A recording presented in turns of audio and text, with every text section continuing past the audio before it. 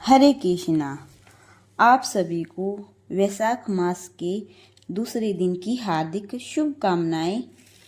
आइए आज हम दूसरे अध्याय में श्री कृष्ण अवतारी कथा का वर्णन करेंगे।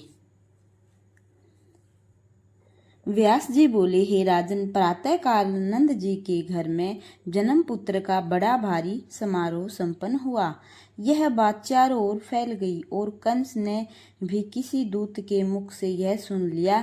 कंस यह पहले से ही जानता था कि वसुदेव की अन्य भार्या पशु तथा सेवकन गण सब के सब गोकुल में नंद के यहाँ रह रहे हैं। हे भारत, इस कारण से गोकुल के प्रति कंस का संदेह और बढ़ गया। नारद जी ने भी सभी कारण पहले ही बता दिए थे। उन्होंने कह दिया था कि गोकुल में नंद आदि गोप, उनकी पत्नियां देवकी तथा वसुदेव आदि जो भी लोग हैं, वे सब देवताओं के अंश से उत्पन्न हुए हैं, इसलिए वे निश्चय रूप से तुम्हारे शत्रु हैं। हे राजन, देव ऋषि नारद ने जब यह बात बताई थी तो भी बड़े से बड़े पाप कर्मों में प्रवृत्त रहने वाला यह कुल कलंकी कंस अत्यधिक कुलपित हो गया था। तेज वाले श्री कृष्ण ने पुताना, बकासुर, वत्सासुर, महाबली, धेनुकासुर तथा अन्य राक्षसों को मार डाला और गोवर्धन पर्वत को उठा लिया। इस अद्भुत कर्म को सुनकर कंस यह अनुमान लगा लिया कि मेरा भी मरण अब सुनिश्चित है। महान बलशाली केसी भी मार डाला गया। यह जानकर कंस अत्यधिक खिन्न मशक हो गया। तब उसने धनुष यज्ञ के बहाने कृष्ण तथा बलराम दोनों को शीघ्र ही मथुरा में बुलाने की योजना बनाई। निर्दयी तथा पाप बुद्धि कंस ने असीम पराक्रमी श्री कृष्ण तथा बलराम का वध करने के उद्देश्य से उन्हें बुलाने के लिए अक्रूर को भेजा। तदंतर कंस का आदेश मानकर अक्रूर गोकुल गए और दोनों गोपालों श्री कृष्ण तथा बलराम को रथ पर बैठाकर गोकुल से मथुरा लौट आए। वहां पहुंचकर श्री कृष्ण तथा बलराम ने धनुष को तोड़ा। पुण्य, रजक, कुवल या पीड़, हाथी, चानूर और संहार करके भगवान श्री कृष्ण ने सल तथा तोसल का वध किया। तत्पश्चात देवेश श्री कृष्ण ने कंस के बाल पकड़कर लीलापूर्वक उसको भी मार डाला। तदंतर शत्रु विनाशक श्री कृष्ण ने अपने माता पिता को कारागार से मुक्त कराकर उनका कष्ट दूर किया और अग्रसेन को उनका राज्य वापस दिला दिया। तदंतर महामना वसुदेव ने उन दोनों का मौजी बंधन तथा उपनयन संस्कार विधि पूर्वक संपन्न करवाया।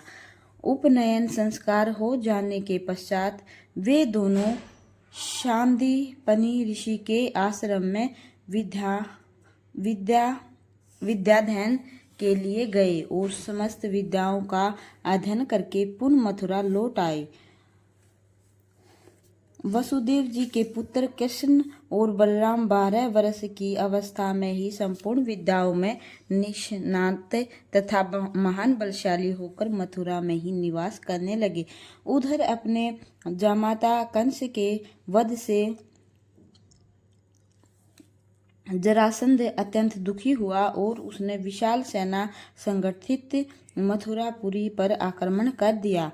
किंतु मधुपुरी मथुरा में निवास करने वाले बुद्धिमान श्री कृष्ण उपस्थित होकर सहस्त्र बार उसे पराजित किया।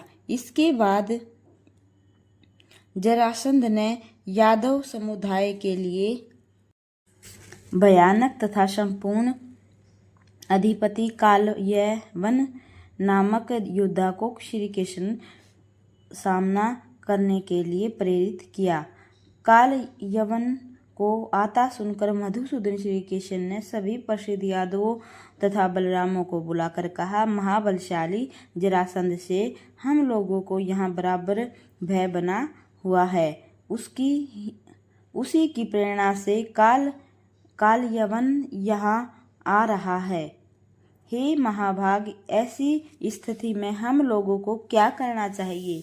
इस समय घर, सेना और धन छोड़कर हमें प्राण बचा लेने चाहिए। जहाँ भी सुखपूर्वक रहने का प्रबंध हो जाए वही पृथक देश है। इसके विपरीत उत्तम कुल के निवास करने योग्य पृथक भूमि में भी यदि सदा अशांति बनी रहती हो तो ऐसे स्थान पर रहने से क्या लाभ? अतः सुख की कामना करने वाले को पर्वत या समुद्र के पास निवास कर लेना चाहिए। जिस स्थान पर शत्रुओं का भय नहीं रहता, ऐसे स्थान पर ही विज्ञजनों को रहना चाहिए। भगवान विष्णु से शैया का आश्रय लेकर समुद्र में शयन करते हैं और इसी प्रकार त्रिपुर दमन भगवान शंकर भी कैलाश पर्वत पर निवास करते हैं। अतः शत्रुओं द्वारा निरंतर संतप किए गए हम लोगों को अब यहाँ नहीं रहना चाहिए। अब हम सभी लोग एक साथ द्वापरपुरी चलेंगे। गरुड़ ने मुझसे बताया है कि द्वापरपुरी अत्यंत रमणीक तथा मनोहर है, जो समुद्र के तट तथा रेवत पर्वत के समीप विराजमान है। व्यास जी बोले, श्री कृष्ण की यह युक्तिपूर्ण बात सुनकर सभी श्रेष्ठ यादवों ने अपने परिजनों तथा वाहनों के साथ जाने का निश्चय कर लिया। गाड़ियां, ऊँटों, घोड़ों और भैंसों पर धन सामग्री लाद कर तथा श्री कृष्ण और बलराम को आगे करके वे सभी यादव श्रेष्ठ अपने परिजनों को साथ लेकर नगर से बाहर हो गए। समस्त प्रजाजनों को आगे आगे करके सभी श्रेष्ठ यादव चल पड़े। वे सब कुछ ही दिनों में द्वापरपुरी पहुंच गए। श्री कृष्ण ने कुशल शिल्पकारों से द्वापरपुरी का जीर्णोद्धार कराया। सभी यादवों को वहां बसाकर वे श्री कृष्ण और बलराम तत्काल मथुरा लौटकर उस निर्जन पुरी में रहने लगे। उसी समय शक्तिशाली कालयावन भी वहां आ गया।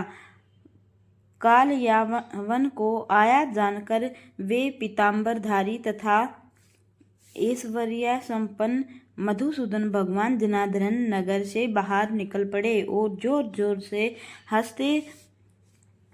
हंसते हुए उसके आगे आगे पैदल ही चलने लगे। उन कमल लोचन श्री कृष्ण को अपने आगे चलता देखकर वह दुष्ट कालयवन अब उनके पीछे पीछे पैदल ही चलता रहा। तत्पश्चात भगवान श्री कृष्ण कालयवन सहित वहां पहुंच गए, जहां महाबली राज ऋषि मुचुकुंद शयन कर रहे थे। मुचुकुंद को देखकर भगवान कृष्ण वहीं अंतर्ध्यान हो गए। वह कालयवन भी वहीं पहुंच गया।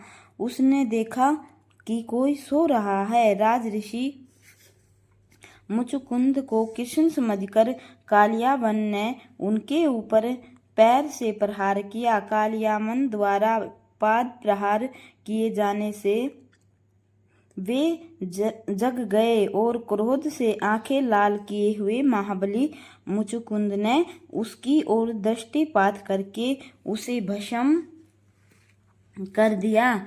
उसे जलाने के बाद मुचुकुंद ने अपने समक्ष कमल नयन भगवान श्री कृष्ण को उपस्थित देखा। तदंतर देव वासुदेव को प्रणाम करके वे वन की ओर प्रस्थान कर गए। भगवान श्री कृष्ण भी बलराम को साथ लेकर द्वारिकापुरी चले गए। इस प्रकार उग्रसेन को पुनः राजा बनाकर वे इच्छापूर्वक विहार करने लगे। इसके बाद शिशुपाल के साथ रुक्मणी के सुनिश्चित किए गए विवाह हेतु आयोजित स्वयंवर से भगवान श्री कृष्ण ने रुक्मणी का हरण कर लिया और उसके साथ राक्षस विधि से विवाह कर लिया। तत्पश्चात जाम्बवती, सत्यभामा, मित्रविंदा, कालिंदी, लक्ष्मणा, भद्रा तथा नाग जीती। इन दिव्य सुंदरियों को बारी बारी से ले आकर श्री कृष्ण उनके साथ भी पानी ग्रहण किया। हे भूपाल, श्री कृष्ण की ये ही परम सुंदर 8 पत्नियां थी। इनमें रुक्मिणी ने देखने में परम सुंदर पुत्र प्रद्युम्न को जन्म दिया। मधुसूदन, भगवान श्री कृष्ण ने उस बालक के जात कर्म आदि संस्कार किए। महाबली शंबरासुर ने प्रसव गृह से उस बालक का हरण कर लिया और उसे अपनी नगरी में ले जाकर मायावती को सौंप दिया। उधर अपने पुत्र हरण देखकर शोक संतप्त वासुदेव श्री कृष्ण ने भक्ति भाव युक्त हृदय से उन भगवती योग माया की शरण ली, जिन्होंने वृत्रासुर आदि दैत्यों का लीला मात्र से वध कर दिया था। तदंतर भगवान श्री कृष्ण अत्यंत सार गंभीर अक्षरों द्वारा वाक्यों से युक्त मंगलमय सत्वनों के द्वारा योग माया का पुण्य स्मरण करने लगे। श्री कृष्ण बोले, हे माता, पूर्व काल में मैंने धर्मपुत्र नारायण के रूप में बद्री का आश्रम में घोर तपस्या करके तथा पुष्प आदि से आपकी विधिवत पूजा करके आपको प्रसन्न किया था। हे जननी, क्या अपने प्रति मेरे इस भक्ति भाव को आपने विस्मृत कर दिया है? किस कुत्सित आद्य वाले दुराचारी ने मेरे पुत्र का हरण कर लिया है, अथवा किसी ने मेरा अभिमान दूर करने के लिए कौतूल वंश यह प्रपंच रच दिया है? हे माता, चाहे जो हो, किंतु आज अपने भक्त की लाज रखना आपका परमोचित कर्तव्य है। चारों ओर दुस्तर खाइयों से अति सुरक्षित मेरी नगरी है।